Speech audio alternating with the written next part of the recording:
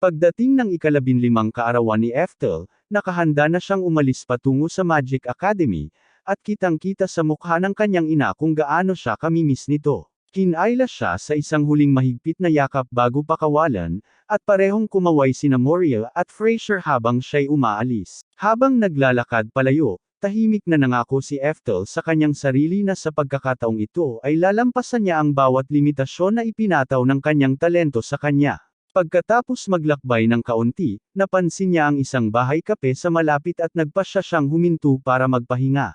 Habang umiinom siya, napansin niya ang isang eksena na nagaganap sa kabila ng silid. Isang karaniwang tao ay halos nakaluhod sa pagpuri sa isang mage na nagngangalang Master Edwards, sinasabi sa kanya kung gaano kalaking karangalan na may isang tao na may ganitong reputasyon na maglakbay patungo sa kanayunan, at ipinapahayag ang pag-asa na ipapakita niya sa mga lokal kung ano ang tunay na mahika. Sumagot si Edwards sa pamamagitan ng pagsasabing tumahimik ang lalaki, ipinaliwanag na ang makipag-usap sa kanya ay isang pag-aaksaya ng kanyang oras. Pagkatapos, pinaaalalahanan niya ang lalaki na sa edad na 20, naabot na niya ang ranggo ng adventurer, habang ang lalaking nakaluhod sa harap niya ay mahigit 50 na at nananatili pa ring nasa C rank. Tinitiyak niya na nauunawaan ng lalaki na ang paghahambing ay nilalayong ipakita kung gaano kalawak ang agwat sa pagitan nila. Humingi ng tawad ang lalaki sa pagkaabala, at pagkatapos ay binanggit, marahil umaasang mapalambot ang sitwasyon, na siya at ang iba pa ay nakapag-ayos na ng isang piging bilang parangal kay Edwards. Agad na pinigilan iyon ni Edwards, sinabing wala siyang balak dumalo dahil mas mahalaga ang mga bagay na kailangan niyang asikasuhin na may kinalaman sa kanyang demonyong alipin. Ang pagtingin sa paraan ng pagtrato ni Edwards sa batang alipin ay halos magpasuka kay Ethel. Ang panunood nito ay nagpapaalala sa kanya kay Merlin. Kung hindi niya tinanggap si Merlin noon, madali na sana siyang naging alipin tulad ng batang ito. Ang pag-iisip lang sa posibilidad na iyon ay nagdudulot ng mapait na pakiramdam sa kanyang puso. Bigla na lang may isang lalaking tumakbo papasok sa lugar na may takot. Malakas niyang binalaan ang lahat na biglang may lumitaw na napakalaking orc mula sa wala. Pagkarinig niyon, mabilis na tumakbo si Ethel palabas at nakita ang higanteng orc na nakatayo sa gitna ng kalsada, kumakain ng mga kalabasa mula sa karwahe ng isang mangangalakal. Sa sandaling makita ng lahat ang halimaw, kumalat ang takot sa karamihan.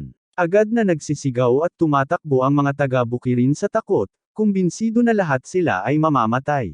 Gayunpaman, bago pa lumala ang takot, sumigaw ang karaniwang mangkukulam mula kanina na manatiling kalmado ang lahat. Pinapaalalahanan niya ang mga tao na si Master Edward, isang orang na adventurer, ay nandoon mismo kasama nila. Masayang tinatanggap ni Edward ang lahat ng papuri at tiwala niyang sinasabi sa lahat na ang isang orc na tulad nito ay isang B-class na halimaw lamang. Ayon sa kanya, ang pagtalo sa isang bagay sa antas na iyon ay dapat na walang kahirap-hirap para sa isang orang na manlalakbay tulad niya. Ang pagdinig sa mga tiwala niyang salita ay agad na nagbigay ng sigla sa lahat at nagsimulang ilagay ng masa ang lahat ng kanilang pag-asa kay Edward, naniniwalang matatapos niya ang laban sa lalong madaling panahon. Pagkatapos, nagsimula si Edward na bigkasan ang Orasion para sa isang level 4 na apoy na spell. Pagkatapos makumplito ang dasal, nagpalabas siya ng isang makapangyarihang pagsabog ng apoy diretso sa orc. Ang spell ay tumama sa halimaw at lumikha ng isang malaking pagsabog, pinuno ang lugar ng usok at apoy. Umiti si Edward ng may kumpiyansa, habang ang mga taga-bukirin ay naniniwala ring tapos na ang laban. Gayunpaman, nang tuluyan nang mawala ang usok, lahat ay labis na nagulat. Nakatayo pa rin ang orc doon nang walang kahit isang gasgas sa katawan nito. Sa unang pagkakataon, nagsisimula nang mawala ang kumpiyansa ni Edward. Sa wakas, napagtanto niya na hindi ito isang karaniwang orc. Ito ay talagang isang berserker orc, isa sa pinakamalakas at pinakamapanganib na uri ng orc na umiiral. Napagtanto ni Edward na wala siyang kahit anong pagkakataon na talunin ito, kaya sa halip na ipagpatuloy ang laban, agad siyang lumingon at tumakbo palayo. Habang siya ay tumatakas, mabilis siyang naglagay ng isang mahiwagang hadlang sa paligid ng lahat, na nahuhuli ang lahat ng mga taga-bukirin sa loob kasama ang berserker orc. Wala talagang balak si Edward na iligtas ang sinuman. Ang plano niya ay gamitin ang mga nakulong na taga-baryo bilang pain upang maabala ang halimaw habang siya ay tumatakas. Sa kanyang isip, ang isang kasing mahalaga niya ay hindi dapat mamatay sa ganitong kalupit na kamatayan. Ang takot na karamihan ay agad na tumakbo patungo sa nagniningning na hadlang at desperadong kumatok dito, nagmamakaawa kay Edward na palabasin sila, kahit gaano pa sila kalakas sumigaw o humingi ng tulong. Ganap na silang binabalewala ni Edward dahil pakiramdam niya mas mahalaga ang kanyang buhay. Kahit na lahat ng ito ay labis na kinamumuhian ni Ethel sa kanyang kaibuturan. Hindi siya makapaniwala na may taong nag-aangking isang arangk adventurer na madaling iiwan ang mga inosenteng tao. Walang pag-aalinlangan, basta-basta lang na ginamit ni Ethel ang kanyang sariling mahika upang sirain ang hadlang sa isang iglap. Agad na nagwawasak ang hadlang, na nag-iwan sa lahat na walang masabi. Ang mga taga-Bukirin ay nakatitig kay Ethel sa labis na pagkabigla, at bago pa niya namamalayan, lahat ng kanilang atensyon ay napunta na sa kanya. Mabilis na napagtanto ni Ethel na baka medyo lamabis siya sa kanyang ginawa. Hindi niya kailanman gustong makuha ang ganitong karaming atensyon para sa kanyang sarili. Sa parehong oras, alam niyang hindi siya pwedeng tumayo lang doon at walang gawin habang ang mga inosenteng tao ay pinababayaan na mamatay. Pagkatapos mag-isip ng sandali, mabilis na nakaisip ng plano si Ethel. Nagpasya siyang unang mag-cast ng level 3 fire spell upang ma-distract ang lahat ng nanunood. Pagkatapos, habang nakatuon ang lahat sa ataking iyon, lihim niyang tatapusin ang Berserker Orc gamit ang isang makapangyarihang level 9 na spell nang hindi namamalayan ng sinuman kung ano talaga ang nangyari. Nagsimula si Ethel sa pamamagitan ng pagbato ng level 3 na apoy na spell. Sa sandaling mabuo ang spell, lahat ng nanunood ay nagulat na ang batang ito ay kayang gumamit ng level 3 na mahika. Lalong lumalaki ang kanilang pagdududa habang pinapanood nila ang spell na tumatakbo patungo sa Berserker Orc. Gayunpaman, bago pa man makakuha si Ethel ng pagkakataong lihim na ipagpatuloy ang kanyang nakaplano na level 9 na spell, may nangyaring ganap na hindi inaasahan. Ang kanyang level 3 na apoy na spell lamang ang sapat upang talunin ang Berserker Orc, na bumagsak ang malaking halimaw sa lugar. Pinapanood ni Edward ang buong eksena na may labis na pagdududa. Hindi niya maintindihan kung paano natalo ng level 3 na spell ni Ethel ang halimaw nang ang sarili niyang level 4 na spell ay hindi man lang nakapag-iwan ng gasgas dito. Agad na ipinaliwanag ng matandang mage kanina na hindi lang basta nagcast ng normal na level 3 spell si Ethel. Pinanday at pininom niya ang mahika bago ito pakawalan, na labis na nagpalakas dito hanggang ito'y maging katumbas ng isang level 5 na spell. Nang marinig ni Ethel ang paliwanag na iyon, napagtanto niyang hindi gaanong kahusay si Edward kumpara sa kanyang orihinal na iniisip. Ang isang bagay na kasing basic ng pagbuo at pagre-refine ng magic ay dapat na likas na sa isang karanasang ranggo ng adventurer, ngunit hindi man lang inisip ni Edward na gawin ang ganitong kasimple.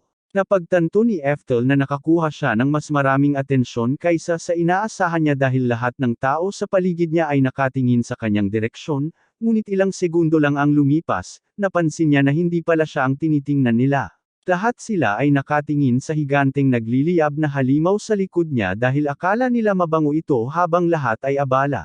Tahimik siyang dumaan sa gitna ng tao at nagpasya ng umalis. Bago umalis, tinawag niya si Edward sa huling pagkakataon. Sinabi niya sa kanya na dapat siyang magpakita ng higit na paggalang sa mga nakatatanda dahil ang matandang lalaki na nakatayo sa tabi niya ay mas marami pang nalalaman tungkol sa mahika kaysa sa kanya.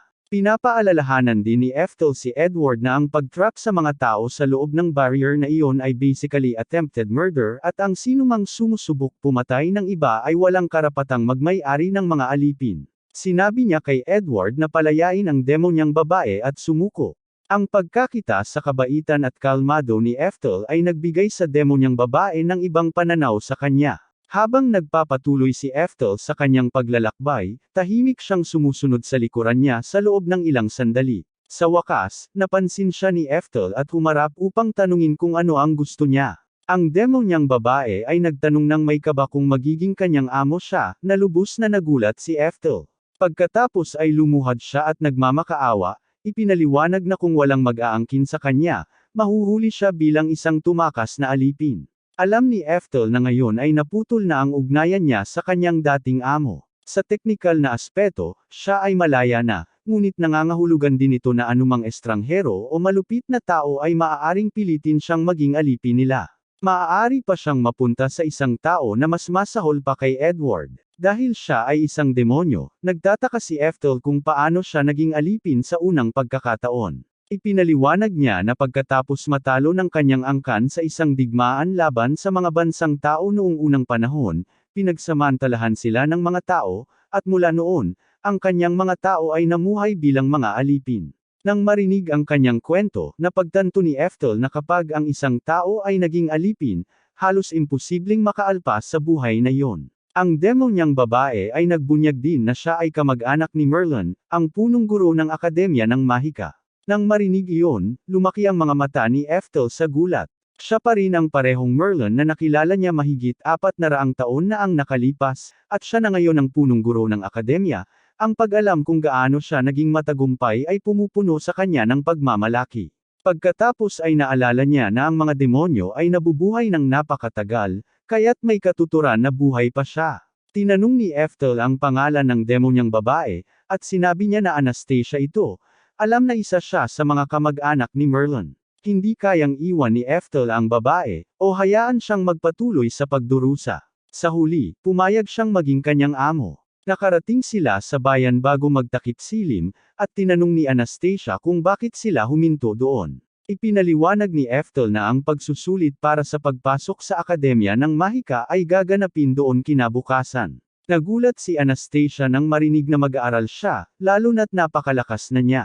Pagtakpan na lang iyon, iminungkahi ni Ethel na maghanap sila ng isang inn para magpahinga sa gabi, pero bago iyon, kailangan muna nilang kumain. Pagkalipas ng kaunting sandali, nakarating sila sa isang marangyang restaurant. Ang mga waiter ay tila nag-aalangan sa paglingkod kay Ethel, dahil bihira lang makita na may nagdadala ng alipin sa ganitong mamahaling lugar. Gayunpaman, nagpasya pa rin silang paupuin siya. Habang papasok sila, napansin ni Ethel na ang ibang mga maharlika ay pinagmamasdan siya ng masama dahil sa lakas ng loob na magdala ng alipin sa isang napakataas na klase ng restaurant.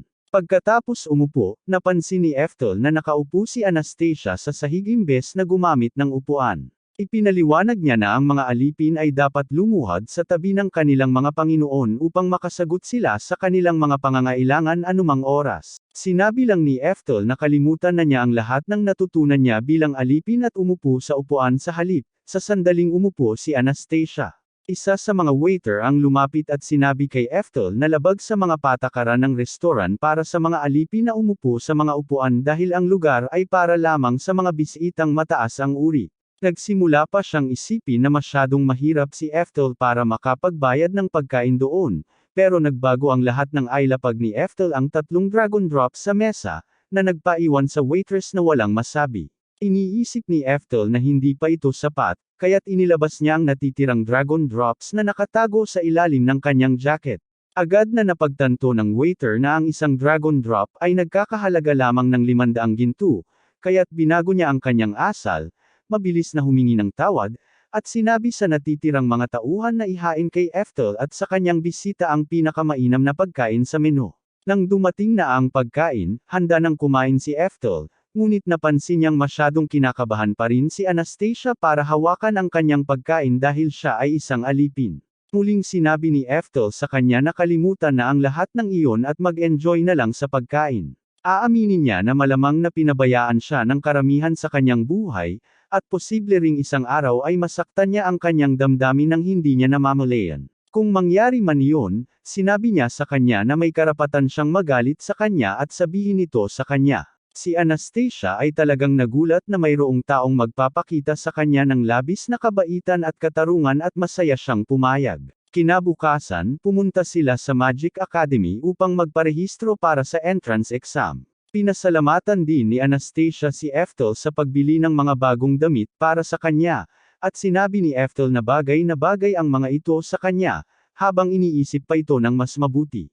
Iminungkahi ni Ethel na mag-take din ng entrance exam si Anastasia. Kung makapasa siya, makakakuha siya ng magandang trabaho sa hinaharap. Hindi masyadong kumpiyansa si Anastasia na magagawa niya ito, pero sigurado si Ethel na magiging maayos siya. Nararamdaman niya na mas marami siyang talento sa mahika kaysa halos lahat ng naruroon. Pagkatapos ng lahat, isa siya sa mga inapo ni Merlin. Hindi nagtagal, humarap ang punong guro at inihayag na ang unang yugto ng pagsusulit sa pagpasok ay magiging isang malaking battle royale.